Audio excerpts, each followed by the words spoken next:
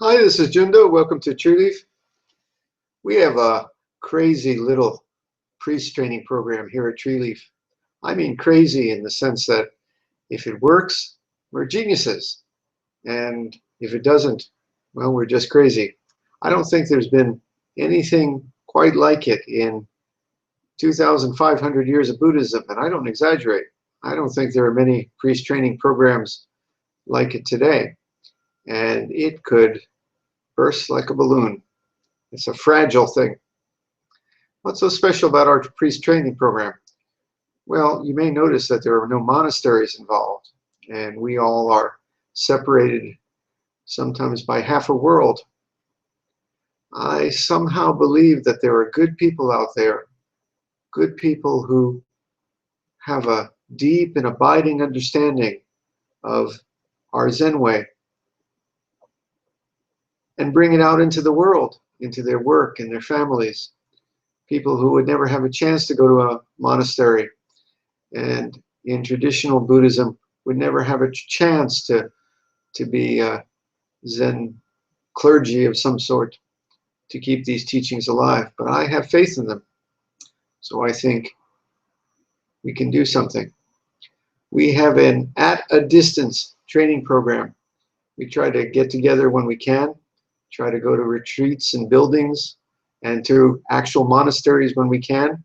But most of our work is in our day-to-day lives, bringing these teachings out to where it gets real with our kids, with our spouses, with our marriages, with our marriage difficulties, with our sick kids, with our jobs, with our job problems. This is where the rubber meets the road on this practice. And I believe that people who are facing this can be beautiful, beautiful Zen clergy. But we have training at a distance to do this. And a lot of people in the Zen world don't like it. They don't like what we're doing here, or at least they don't understand. To them, well, it must be a diploma mill. It's on the internet after all. And somehow people can't really understand each other at a distance. Well, I think the folks who have been around our community for a while know that that's not true. But yet those folks are right. We have to be very careful, and to really get to know someone and to really make sure that the training is real, we have to be cautious. I insist on certain things for our training program. The people who carry this way forth must know something about our history and our ways. They must understand Zen practice. They must be ethical. Oh, maybe that's number one. They must have some sense of a calling, that they're not getting ordained for a week or a month or a year or even 10 years. This is a lifetime pursuit. I say when you put on the kesa, well, you better intend to be buried in the kesa. What is a priest? You know, in the West, it's become someone who is training to be a teacher. But that's not the way it always was in Asia. In Asia, very few people actually became teachers. Most of the priests who are training go to be, in Japan, parish priests who tend to the funerals and memorial services and other needs of their local parishioners. In China, many of the people who get ordained, well, they're the cooks, they're the gardeners, they're the workers in the monastery. Only a handful ever receive what is called Dharma transmission, authorization to teach. But here in the West, lots and lots and lots of folks get authorization to teach, and that's maybe the number one reason that people become ordained. And I think in our Sangha too, that's maybe the main reason. We are looking for people who will carry our ways into the next generation, people who will keep the flame alive. You know, the reason that Zen practice has continued for 1,000 years and more is because of a small group of people who from one generation to the next keep the flame alive, keep it passed on to those who come next. That's what I'm looking for. We have lots of folks in our Sangha, and we have lots of folks who are training as priests. But I don't expect all of them to make it. Only a handful. Actually, perhaps as a teacher myself, it's like having one child to pass on your DNA to the next generation. Maybe there's only one who will pass it on to the next generation. Maybe a handful. Not everyone who ordains has what it takes to go on. And maybe some time they lose the calling. Well, let me talk about that for a while. I get contacted all the time by people who want to become priests. And if I don't know them very well, I say, well, I have to know you better, especially with a fragile, crazy program like we have. I won't even start talking with it about it with you for at least a couple of years, maybe more. 5 years is my general ballpark figure. I really have to know you. I really have to see how we interact and that the chemistry is right. And you have to see if the chemistry is right. Then I tell them, you know, getting ordained is just the first step. Then we're looking at years of training, years of learning our ways. It's a commitment. It's not something that's you get ordained and you're done. You get ordained and you begun. And the road we have here is a special one. Now, as I said, priests in Japan about 100 and so years ago started marrying and having kids.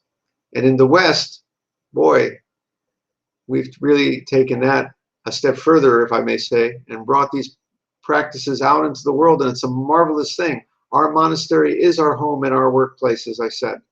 But I really have to see you learn our ways, put them into practice. I really have to know that if you do have a sick kid, well, that's part of your practice. If you do go through a divorce and you do go through a dark spiritual crisis of some sort, that's fine. We all do.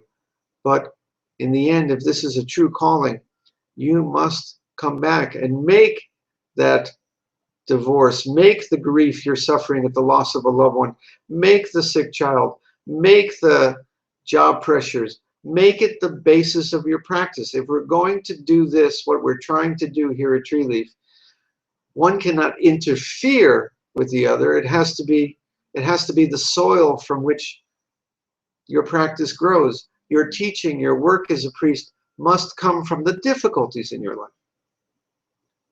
Now, not everybody who starts as a priest here, I have to say, will finish. Maybe half, maybe less. Why? Well, I'd like to say that sometimes it's because, well, they just changed their mind. They thought they had a calling. They thought it was for Zen practice. Well, we've had a few people who decided that their calling actually was for some other religion, some other flavor of Buddhism, some other kind of religion altogether. Good. Your heart is telling you that you must keep seeking the road that's right for you. Sometimes we've had people who just get sick of me. I'm not the easiest guy to get along with. Sometimes people realize that it's just too much, that even though we're looking to balance being a priest with out in the world practice, it does take time, it does take effort, it does take energy, and they just don't have it. Now, I give people breaks. People sometimes, when they start the training program, they think that they have to do this overnight. We take years, slow and steady. We're not trying to memorize every sutra and every rule and every word of Dogen. Quite the contrary, we're minimalists in our Sangha. But there are certain things I insist we learn about our history, about our ways. I like to say sometimes enough ceremony to be able to do a wedding and a funeral when you need. That's about it. But when you do that wedding or funeral, it should be with all your heart and with all the art of a priest. I expect our priests to know that. And sometimes they don't. And sometimes I'm the one who has to say, I'm sorry. I don't think it's working out. I've said it in the past, and I'm surely going to say it in the future. I'm sorry. I love you. I like you as a friend. I want to keep you. I want you around the Sangha, but the priest thing is not for you. And it's one of the hardest things I have to do sometimes. In such case, I don't want to lose such people. So I've taken to finding the right role for those people apart from being a priest. As I said, in Asia, that's the way it actually was. Not everybody became a teacher. Some people were the cooks. Some people were the gardeners. Some people can be teaching in certain ways, but not in the full-blown way. What is a priest, by the way? You know, I don't know if I've even defined that yet. In our world where we have marriage and kids, what is a priest? A priest is someone who has the knowledge and skill to lead a flock. You might be a mom and dad Monday to Friday, but on Sunday, when it's time to step into the pulpit, you're the preacher and the minister and the guide and the advisor, and you better know enough about our ways and our skills to be able to do that. For me, that's all that separates, in this modern time, priest from the people who are, well, just the flock. And it takes work, and it takes energy, and it takes knowledge. If you don't have it, we find another role for you. Maybe you can lead sitting groups. Maybe you can have certain teaching functions. Maybe you can teach certain skills. We find a place, but not as a priest. It's hard to say to people sometimes who desperately want to be priests that they have to wait. I have to be sure. They have to be sure. And it's hard to sometimes say to folks who are priests, I'm not sure. Anyway, let's hope for success and the blossoming of this crazy training program we have here at Tree Leaf Sangha.